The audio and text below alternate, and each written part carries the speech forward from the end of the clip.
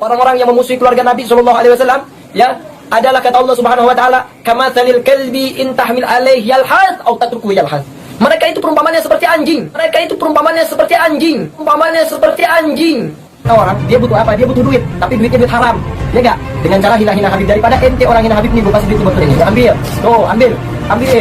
Semua tuh, ambil semua.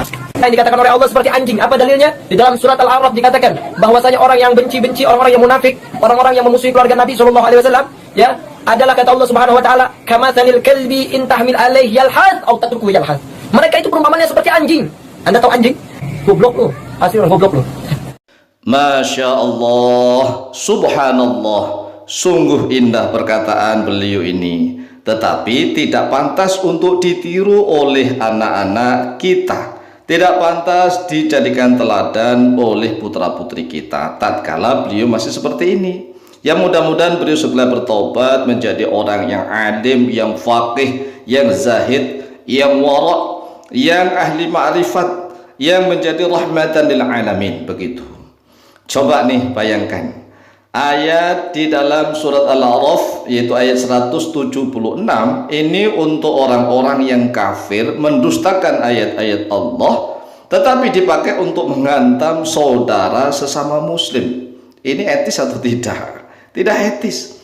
Saudara sama muslim itu umatnya Kanjeng Nabi Muhammad SAW. Masa umatnya Nabi Muhammad SAW disamakan dengan anjing? Masya Allah, anjing, Masya Allah. Coba perhatikan nih, famathaluhu kamathalil kalbi in tahmil alaihi yalhath aw tatrukhu yalhath.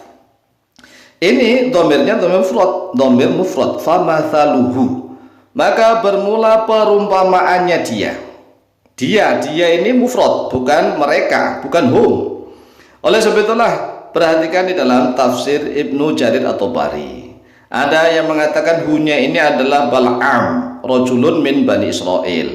Ada yang mengatakan, yaitu riwayat dari Ibnu Abbas radhiyallahu anhuma, Bal'am yang ini rajulun min ahli Yaman, justru laki dari penduduk Yaman. Jadi harus hati-hati nih. Ini rajulun min ahli Yaman. Lihat di dalam tafsir Ibnu Jarir at-Tabari.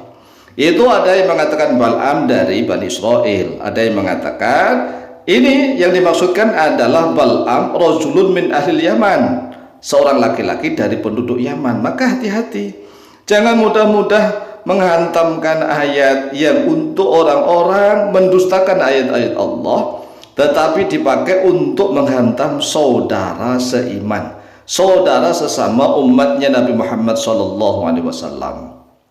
Oleh sebab itulah, wahai saudaraku kaum muslimin wal muslimat rahimakumullah, hati-hati. Mari kita belajar ilmu agama yang benar. Jangan mudah-mudah menggunakan kata-kata Masya Allah yang tidak pantas ditiru. Jauhkan putra-putri kita dari pengaruh orang-orang semacam ini.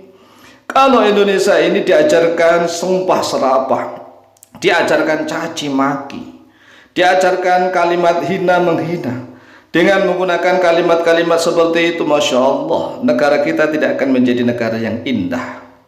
Orang yang semakin alim itu menggunakan kata-kata yang indah untuk menyindir seseorang, bukan menggunakan kata-kata yang mohon maaf, yang membodoh-bodohkan, yang menghujat, yang Masya Allah menghina dengan kata-kata to the point ditanya. Ciri-ciri orang semakin alim itu menggunakan kata-kata yang penuh dengan majaz, penuh dengan kinayah, isti'arah begitu. Bahkan tatkala dia mengkritik orang lain pun menggunakan kata syair, mutiara-mutiara hikmah yang indah. Oleh sebab itulah, mari budayakan di Nusantara, hindari kata-kata yang mohon maaf, yang jelek, yang kotor. Mari kita menggunakan kata-kata majaz, kata-kata kinayah, kata-kata yang mutiara indah begitulah ya, agar orang Islam di Nusantara ini menunjukkan sopan santun, adab yang mulia, akhlak yang mulia, budi luhur.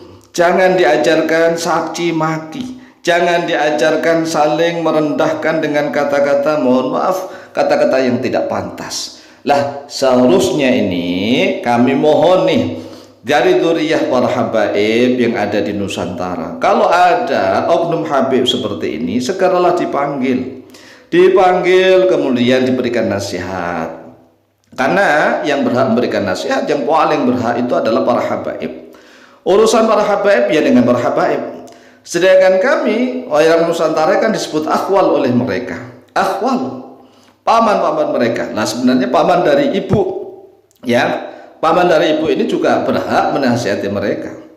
Lah kalau tidak bisa dinasihati, khawatirnya nih orang-orang awam di Nusantara akan semakin marah, semakin marah.